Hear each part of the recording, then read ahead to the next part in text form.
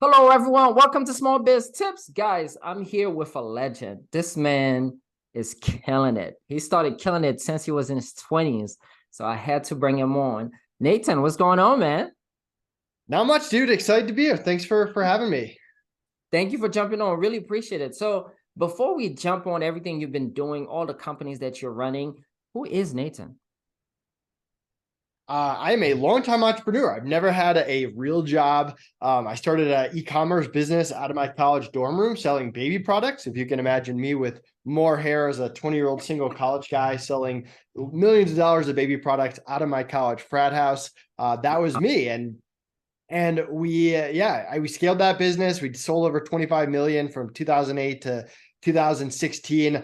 We did it a lot hiring virtual assistants because college kids were super unreliable. And that gave us the idea to start a virtual assistant marketplace called FreeUp that we launched in 2016. We scaled it to doing about $12 million in yearly revenue by year 4. We were acquired at the end of 2019, November 2019, and that's a whole nother story we could talk about if you want. But from there, we launched Outsource School, which teaches people how to hire and get great virtual assistants and use our processes. And more recently, 2 monthly bookkeeping services, EcomBalance and AccountsBalance, monthly bookkeeping for e-commerce sellers and for online businesses. So Oh my yeah, that's a God. little about me. You are a machine, man. So wait, let's go back to college because I too had a business in college, but I wasn't selling baby products. How did you even get into that? I mean, you in school, like most of us, we're like, we want to make money. How did you say, okay, I'm gonna start selling that? Yeah, so I really started buying and selling textbooks, competing with my Huh. school bookstore because they were ripping me off at the end of every semester. So I thought I could sell them online and make more money, get more money back. And I created a little referral program, and there were Uh-huh. lines out the door of people trying to sell me their books to the point Wow. where I got a cease and desist letter from my college telling me to knock it off and stop competing with them. So I had this Amazon account that I was selling books on, and I couldn't sell books anymore. So I started doing trial and error. And I thought to myself, hey, I don't have any money to buy inventory. I don't have any place to store inventory. So what if I built relationships with these different manufacturers that would ship products to my customers, and I would mark it up, and they would keep my credit card on file and charge me Wow. for whatever I bought. And later I found out that was called drop shipping, but I kind of came up with it before I even knew about it. And through Oh just man, trial and error, we got this business up and hit the ground running. that's amazing, man. So I want to go a little bit further, right? First, congratulations, because a lot of college students don't do that. They're just, party and drinking and all this other stuff. So you went the whole different route. So let's talk more about how you were able to grow this thing to what, 25 million? Yeah, I mean, back in the day, it was a combination of really good timing. Like Amazon was just bursting onto the scene and doing Yeah. more than just books. And I mean, from there, like we learned Amazon, we learned the inside and outs. We hired really great team members and learned how to train them. And I mean, with Amazon, it was the Wild Wild West. You could list anything and it would sell at that time, and there wasn't a lot of competition. So I'm not sure how much credit I get outside of just having the initial idea and capitalizing on the timing, but that was it. And I mean, we kind of saw the writing on the wall that it wasn't going to be something that was going to survive like 20 Mhm. years, but at the time, it was a great cash cow and a great entry into just being an entrepreneur. I love it. So when you end up selling, right, that business, exit out that business, what'd you do with the money? So I didn't sell the Amazon business. I sold Okay. FreeUp. Gotcha. And yeah, if we're talking about FreeUp, I bought a second house here in Colorado that I live in, and yeah, my wife and I became foster parents for teens, and Congrats. we got a kid on the way. And I didn't go and buy a Lambo. That's not my style. I put a lot of money into the S&P 500 and just kind of put my family in position to have financial and life freedom going forward. And that's really what I'm all about. I don't really I don't know, like I'm redoing my basement right now. It's stuff like that more than just like big flashy things. No, I love it. I love it. I love the fact that you've done so much, but I like how, because I was looking at your profile, everything you do is kind of connected to ecom a little bit, right? Because you have Free Up, which is the VA. I want to talk more about that. And then you now have all these additional businesses. So let's go back in terms of Free Up. I know you sold that one, right? And you kind of use that money, buy a second house and so forth.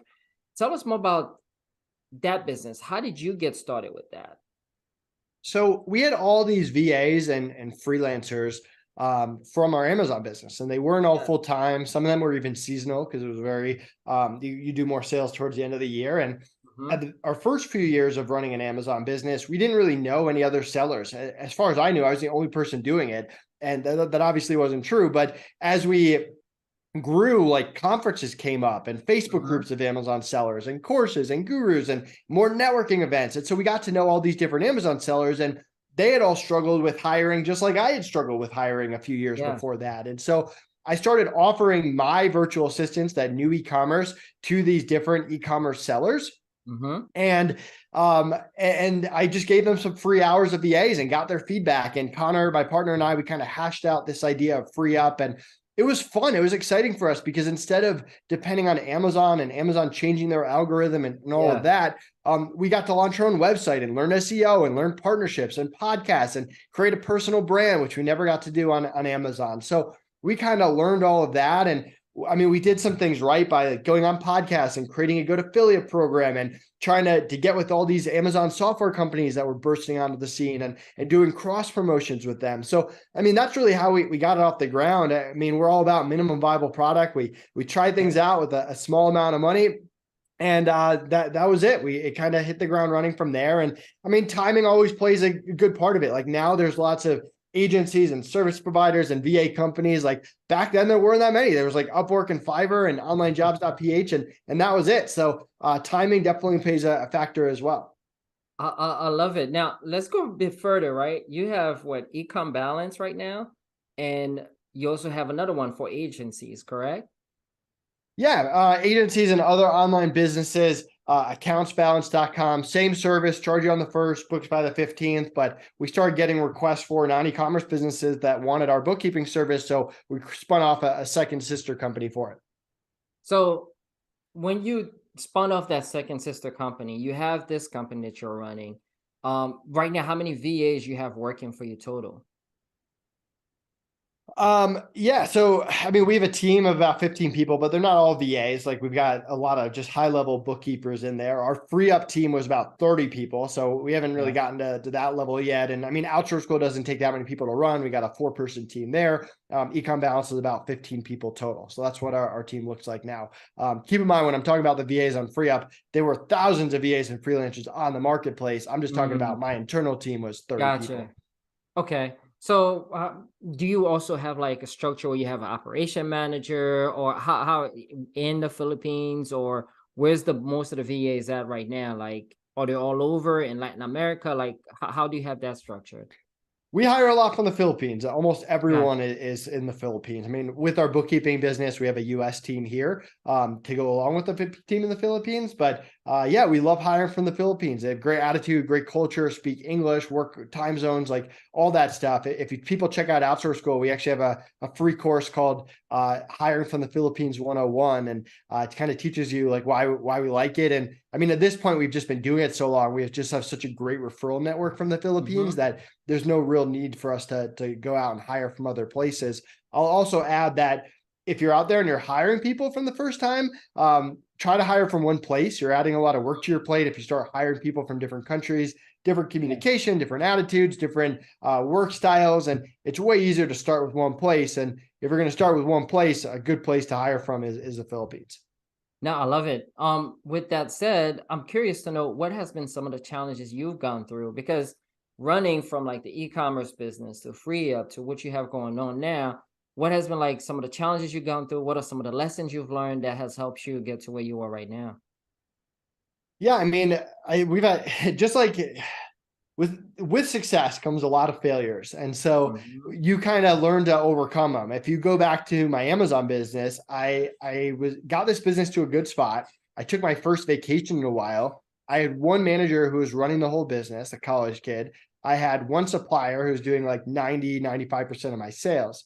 And I go Mhm. on this vacation, and I kid you not, on the first day of this vacation, I get a call from my manager telling me he was quitting on me, and a Oh, call from my supplier telling me they were dropping me. And oh then my just to top it God. off, I get a call from my accountant telling me that someone had filed a fake tax return in my name, stole my identity, and that I was going to have to deal with that when I got back. And so I went from Wow. this like ultimate high to like, let's start all over again. But I learned a Yeah. very valuable lesson about diversification, making Mhm. sure that I had more than one supplier, that I had different people on my team doing different things. So if they quit, it wasn't that big deal to replace them. And yeah, so there's so many of those. Like with FreeUp, our software, someone created a hacking system that would create a new sign up, a fake new sign up every 5 minutes. And so we had to Wow. stop what we were doing and deal with this for days at a time to try to stop it. And you never really know as an entrepreneur what issues and problems are going to pop up.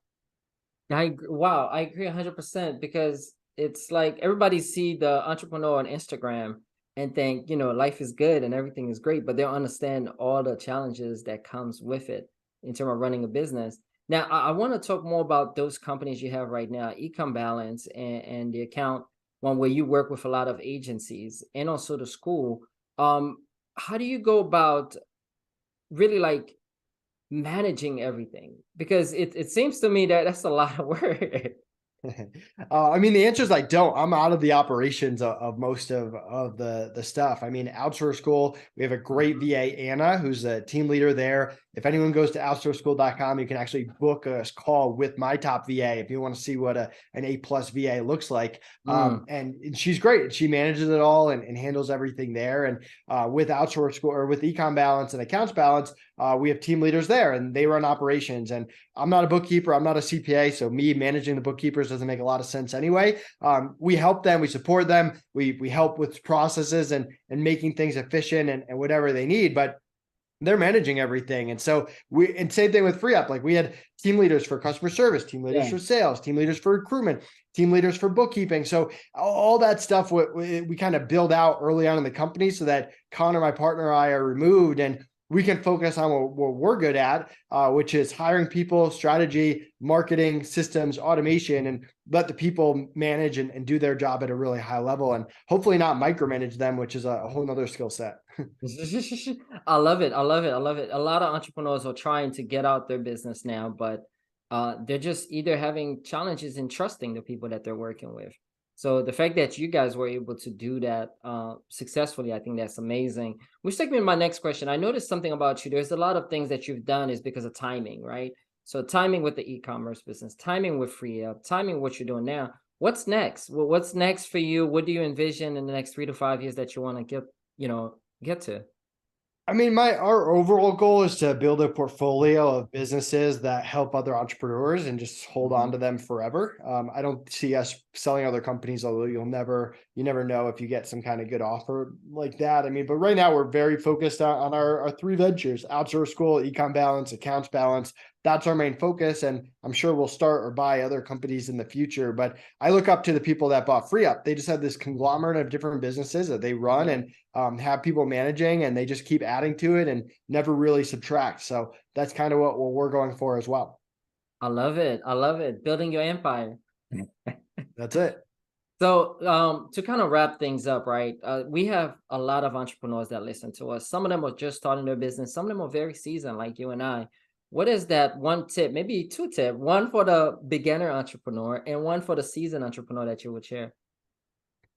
Yeah, so I'm a big proponent of minimum viable product. Like I test everything with Amazon. We tried a few orders, and if we got bad reviews, we would have refunded people. With Outsource School, we launched a course, and if people hated it, we just refund them and move on to something else. With Mm, Free Up, we gave some people some free hours of VAs and saw if they liked the service. With Econ Balance, we gave people 2 free months of bookkeeping in uh-huh. exchange for feedback and helping us fix things. So that we always launch things with a small amount of money, completely remote, try them out, get feedback, talk to our market, do market research. And if we see a market and potential, then we add to it and build from there. And that's kind Mm, of what I like to focus on. And for the more venture entrepreneur, I mean, the best advice that I ever got when we went through the sale was to do due diligence on the buyers, just like they were going to do due diligence on us. We wanted to mm, make sure we were selling it to good people that had good yeah. values, that were going to honor their word and treat our team well and continue to grow the business. And we didn't want to end up in a lawsuit or down the line or arguing with them for years to come. We wanted to sell it, make it a win for everyone and move on. And that's what we were able to do. So that's always good advice that I try to give going forward if you're going through a sale. I love it. Wow. Again, I want to ask you one last question. You said do due diligence on the buyer. How did you guys do that? Like, was it just, diving to Google, or did you do anything else? Did you hire a team? How did that work? No, I mean, the way due diligence worked for us is they would email us over like 30 questions and then we'd respond Mhm. with the answers. So we did the same for them. We sent questions right back to them and we want to know everything about them, their success, their failure, how they treat Mm. people, their plans for free up, their net worth. We want to know everything. So it kind of went both ways. And Yeah. you want to sell it to good people. That's going to make it easier for you. I'd rather make slightly less money and have a good deal than make the top dollar and have it something that you're just arguing with someone down the line. I love it. Wow. So thank you again for jumping on. If anybody want to get in touch with you, Nate, and what's the best way if they want to, work with your team, what's the best way that they can reach you guys? Yeah, connect with me on LinkedIn, Nathan Hirsch. I post a lot of great content there. And you can go to outsourceschool.com, use coupon upscale30 to save 30%. And you can check out accountsbalance.com, mention this podcast, you get 2 free months of bookkeeping. Woo, guys, check it out. Nathan is giving y'all some good deals. So thank you again for jumping on, Nathan. Really appreciate you. Yeah, thanks so much for having me.